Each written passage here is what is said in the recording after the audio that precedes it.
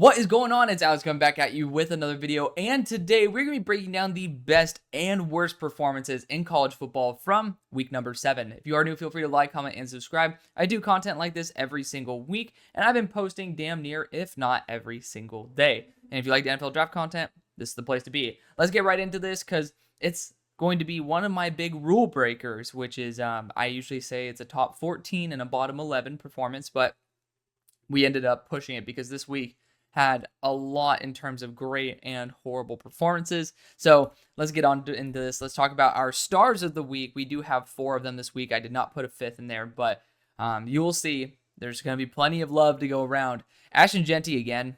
I mean, you can't take him off the list. 31 carries, 217 yards, and a touchdown. 2 receptions, 14 yards, and another touchdown. So 2 touchdowns total. And so 231 yards and 2 touchdowns total on 33 touches, 8 missed tackles forced.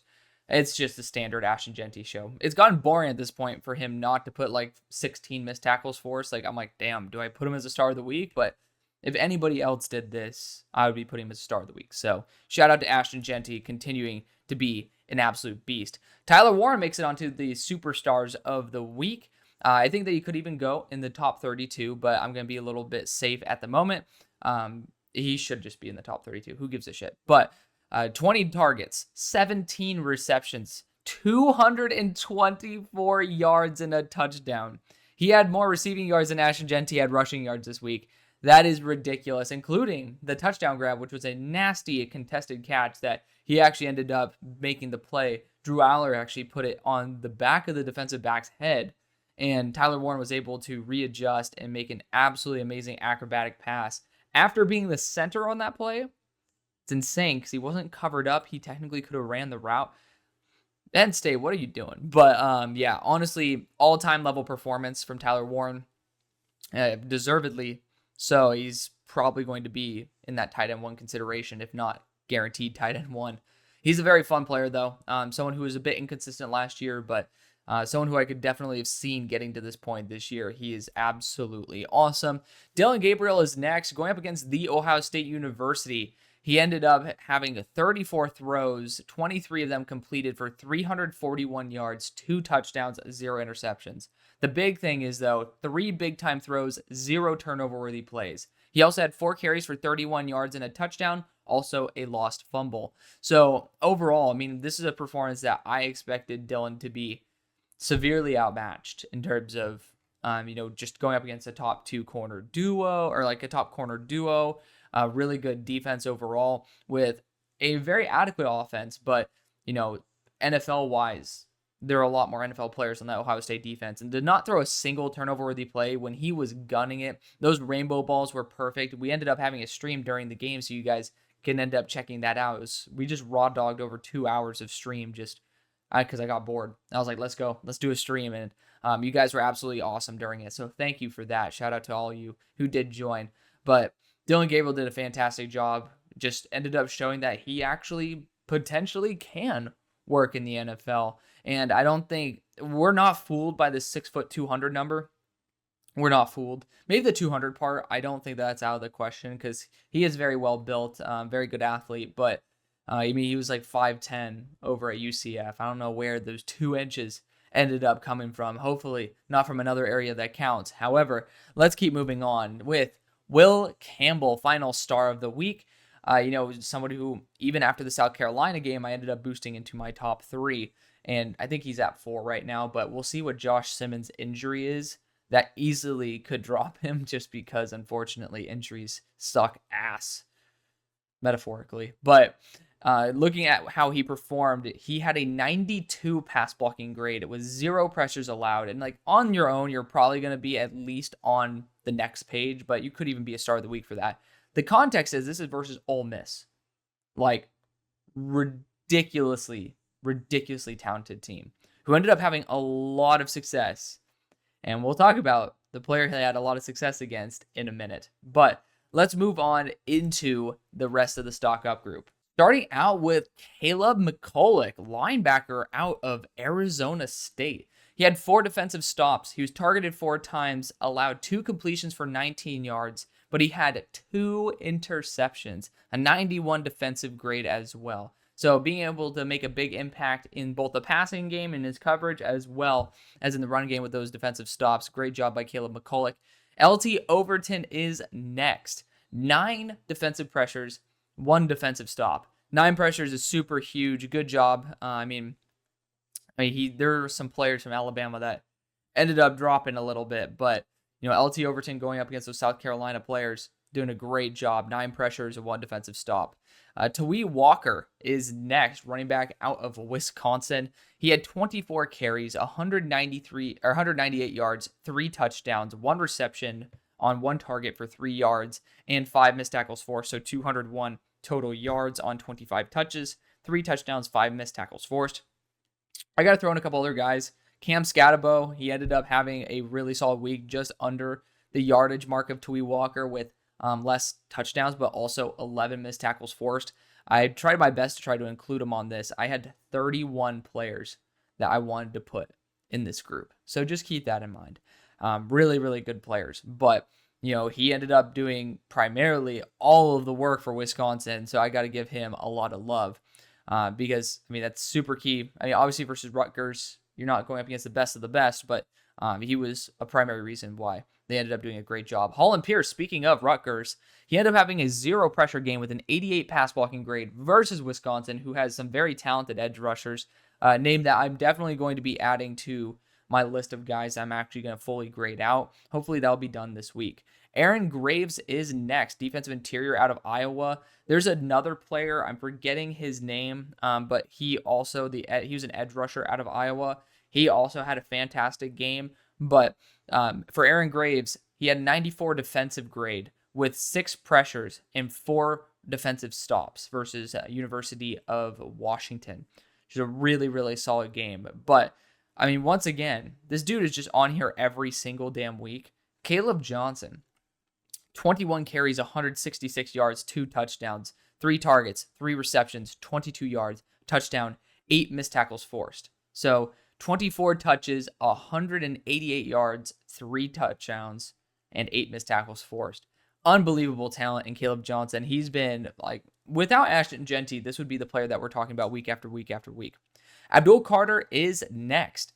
He was the top-graded defensive player for Penn State with 4 pressures, 4 defensive stops, and damn near an interception, but ended up being a pass breakup lurking Miller Moss. So Abdul Carter doing a fantastic job. And for me, I ended up actually retweeting a tweet of mine saying what I'm going to really miss about Abdul Carter when he goes to edge is that zone coverage ability. Instantly, when he ends up dropping into coverage, ends up almost lurking Miller Moss. So I love the fact they allowed him to still use a strength even in a position where it's not primarily used. So good job by Penn State. Great job by Abdul Carter. Then you got Nate Matlack. So this is why I also do this series. If you guys don't know, I like to find these guys who I personally don't study, and I look at every single one of the games that are NFL translatable or at least very competitive, and where you could end up seeing NFL talent really rise up.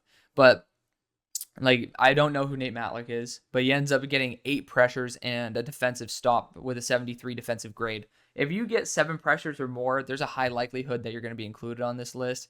And I already know people are going to the comment section to be pissed, and I'm very excited to get them. They'll be pissed and they'll comment, and then they'll want to delete their comment in just a second. Do not worry. But JT Tuimalau is next. 7 pressures, 2 defensive stops with a 73 defensive grade.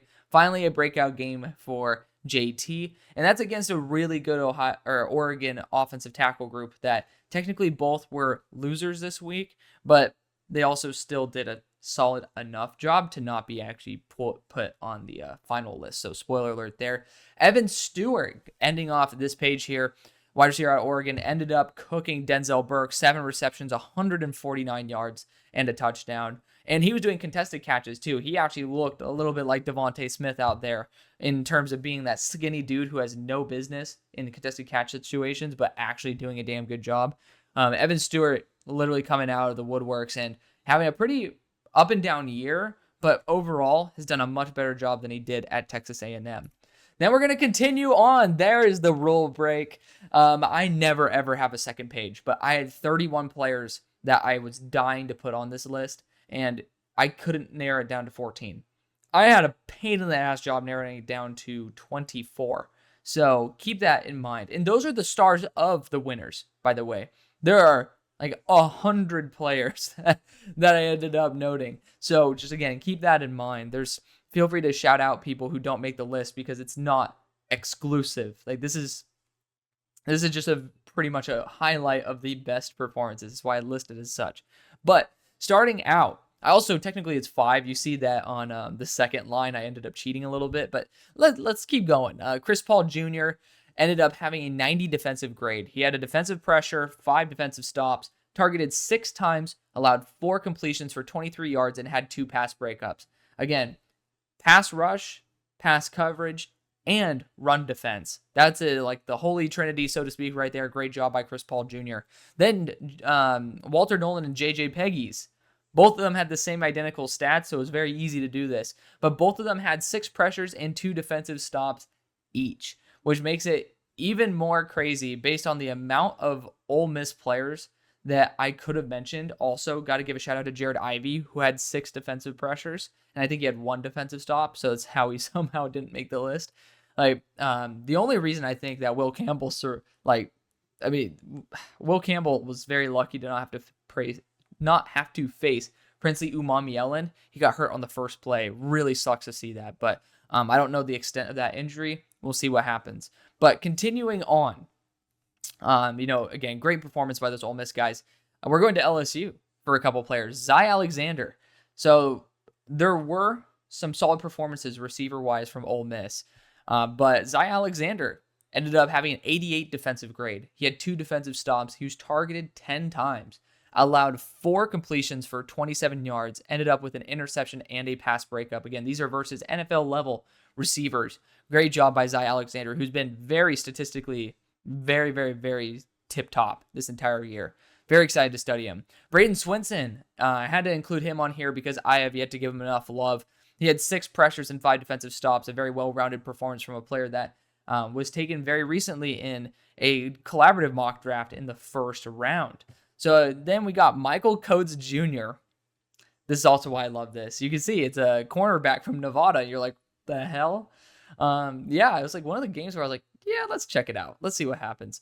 He had an 85 defensive grade. He had a defensive stop. He was targeted 11 times, allowed 5 receptions for 35 yards and a touchdown. Usually if a player allows a touchdown, they're not going to make the list. But he has 2 interceptions and then 3 more pass breakups. I was like, I can't not put this guy on here.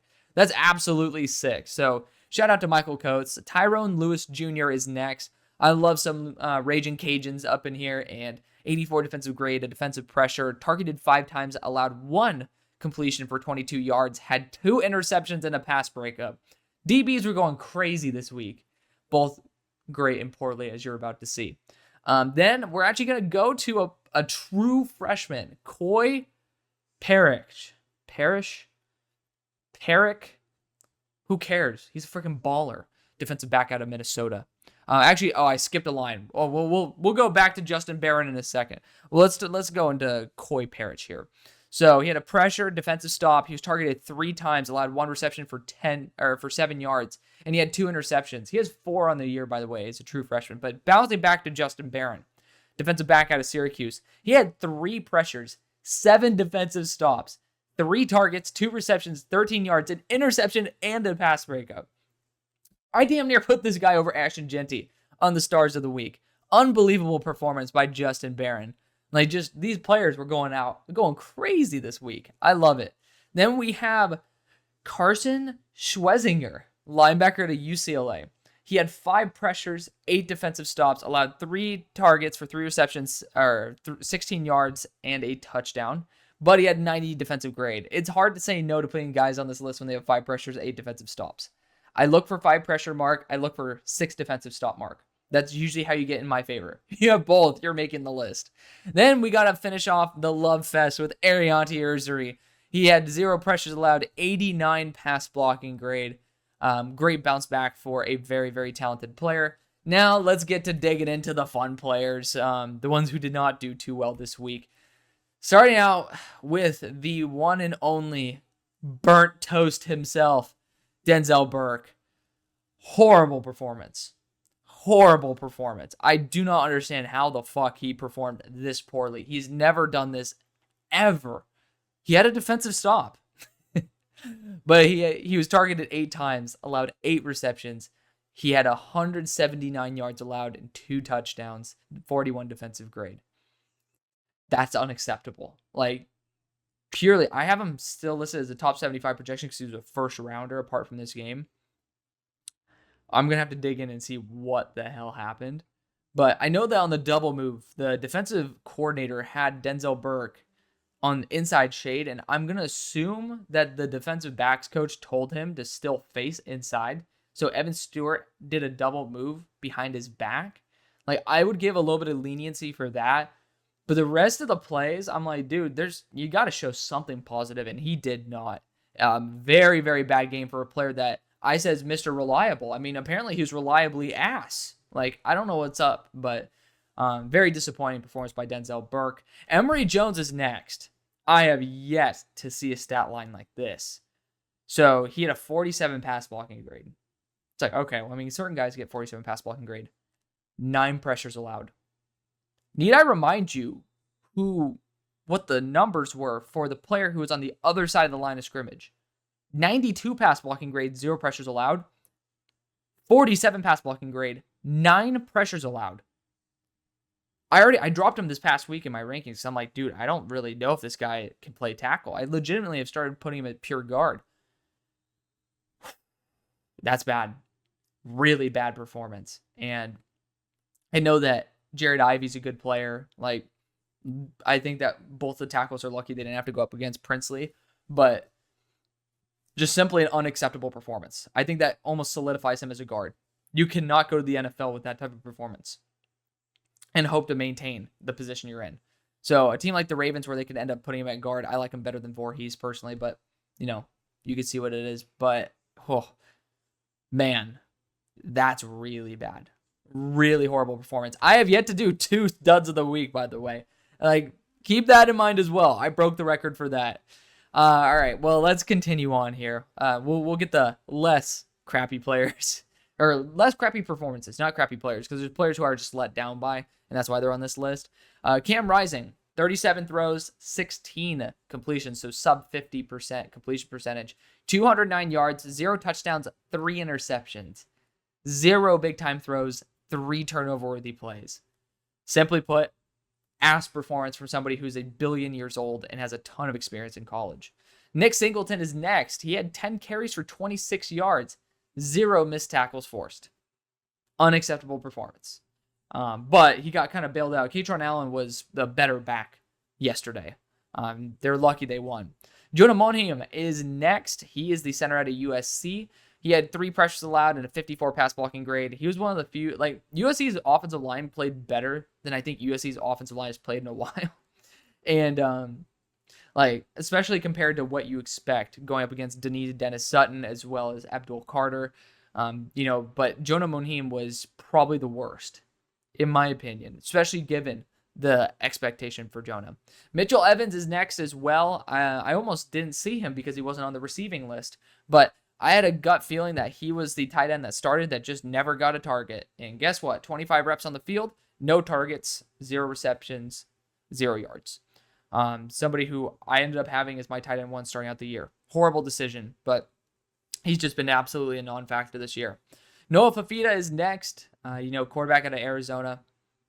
This kind of sucks to bag on Noah, but, he had 52 throws, 26 completions, 50%, right? 275 yards, 1 touchdown, 3 interceptions, 2 big-time throws, 5 turnover-worthy plays. So the key right there is the 5 turnover-worthy plays. But I have to admit, there's certain points where it's like, hey, man, offensive line, they could be sucking, putting a ton of pressure on a short quarterback. Jonah Savigny, 0 pressures allowed. He was the last guy I took off from the top list, from the winners, because I was like, I could talk about him here. He had a great game. The rest of the offensive line did a solid job. Noah just did a shitty job. So that almost disqualifies him from the NFL. I'm just going to say it right now. It disqualifies him.